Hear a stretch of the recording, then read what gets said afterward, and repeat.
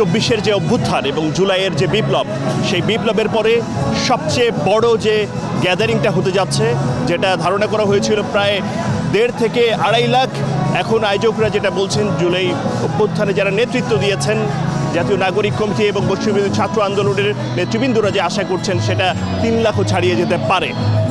সেজন্য বোঝাই যাচ্ছে যে আসলে পরিস্থিতিটা কতটা উৎসাহ উদ্দীপনা দেখা যাচ্ছে। আমরা দেখতে পাচ্ছি যে লাল সবুজের পতাকা মাথায় নিয়ে, হাতে পতাকা নিয়ে অল্প বয়স থেকে শুরু করে বৃদ্ধ নানা শ্রেণী পেশার মানুষকে আমরা উপস্থিত হতে দেখেছি। আমাদের এই শহীদ মিনারের সকাল থেকেই কাভারেজ করেছেন আমাদের সহকর্মী মাজহারুল হক মুহাজির। আপনি আসলে কি পরিস্থিতি দেখেছেন সকাল থেকে, কতটা আগ্রহ দেখেছেন? আপনি জানেন যে আজকের যে আয়োজন মার্চ ফর ইউনিটি, যে নামটা দিয়েছে বৈষম্য বিরোধী আন্দোলন, এই নামের মধ্যেই কিন্তু আসলে তাদের যে সংগঠিত হওয়ার যে প্রয়াস, সেটা আমরা দেখতে পাচ্ছি সকাল থেকে খণ্ড খণ্ড মিছিল নিয়ে সারা দেশ থেকে আগত বিভিন্ন পর্যায়ের নেতাকর্মীরা বৈষম্য বিরোধী ছাত্র আন্দোলনের তারা এসেছেন। কিন্তু এখন আমরা দেখতে পাচ্ছি মূলত 2টার পর থেকেই, যেহেতু তাদের প্রোগ্রাম 3টায়, সেই কারণে 2টা থেকেই তারা এখন সংঘবদ্ধ হচ্ছেন এবং বলা যায় যে তাদের আনুষ্ঠানিকতা একেবারে শুরু হয়ে গেছে।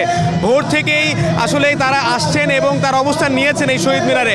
আমি অনেকের সঙ্গে কথা বলেছি, বিশেষ করে এখানে আজকে যারা মূল আকর্ষণ শহীদ পরিবারের সদস্যরা এখানে আসছেন এবং তাদের আসলে যে কণ্ঠ, তাদের কণ্ঠে কিন্তু একটা আওয়াজই আসছে যে তারা এমন একটা সংবিধান চায় যে সংবিধানে আসলে সবাই থাকবে।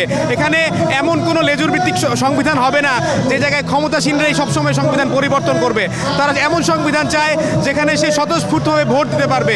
আমি এমন একজনের সঙ্গে কথা বলেছি, তিনি 17 বছর ভোট দিতে পারেন নাই, এমন ছিল অবস্থা রাত দিন। এই সঙ্গে যে কথাটা সবচেয়ে বেশি আওয়াজ আসছিল সেটা হচ্ছে যে শেখ হাসিনা অর্থাৎ গেল সরকার যারা বাংলাদেশের এই স্বাধীন ভূখণ্ডে ছাত্র জনতার উপর নির্বিচার গুলি চালিয়েছে, তাদের যে হত্যা করা হয়েছে সেই হত্যার বিচারের দাবি তারা তুলেছেন।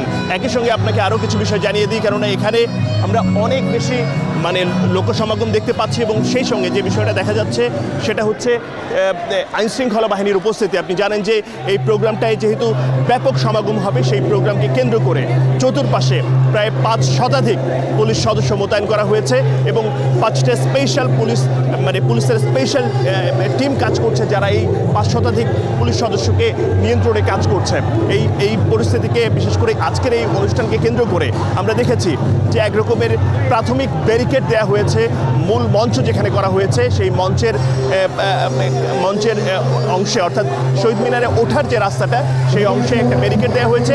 শুধুমাত্র আয়োজকরা এবং শহীদ এবং আহত পরিবারের যে সদস্যরা রয়েছে এবং আহতরা, তাদের পাশাপাশি আমরা দেখতে পাচ্ছি কেবলমাত্র সংবাদকর্মী এবং বিশেষভাবে যাদের এখানে আসা জরুরি সেই তাদেরকেই আসতে দেওয়া হচ্ছে।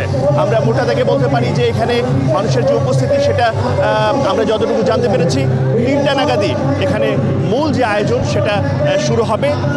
খুব বেশি দেরি হওয়ার কথা নয়। এবং আমাদেরকে আরেকটা বিষয় আয়োজকরা জানিয়েছেন, এখনও অনেকেই যারা বিভিন্ন স্থান থেকে রওনা হয়েছিলেন বিভিন্ন জেলায়, তারা আমাদেরকে বলেছেন সারা বাংলাদেশ থেকেই এখানে উপস্থিত হচ্ছেন ছাত্র নাগরিকরা।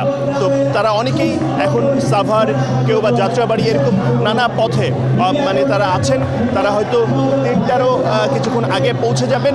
তবে একটা বিষয় বলেছেন যে প্রাথমিকভাবে তাদের আরও বেশি উপস্থিতির প্রত্যাশা ছিল, কিন্তু যেহেতু ঘোষণাপত্রের ব্যাপারটা গতকাল রাতে একটা ডিসকাশন হয়েছে, আলোচনা হয়েছে এবং শেষমেশ যখন সরকারের পক্ষ থেকে অন্তর্বর্তী সরকার জাতীয় ঐক্যমতের ভিত্তিতে এই ঘোষণাপত্র দিতে চান, তখন এই বৈষম্যবিরোধী ছাত্র আন্দোলন এবং নাগরিক কমিটি জরুরি মিটিং করার পরে এই সিদ্ধান্তে পৌঁছান যে এটা তারা আপাতত মার্চ ফর ইউনিটি, অর্থাৎ সবাই মিলে এক হবেন 5 আগস্টের পরে, যেটা হচ্ছে সবচেয়ে বড় একটা জায়গা। সেই জায়গায় তারা এক হয়ে তারা বিচারের দাবি করবেন। যারা হত্যাকাণ্ড চালিয়েছে তাদের সবার যেন বিচার হয়।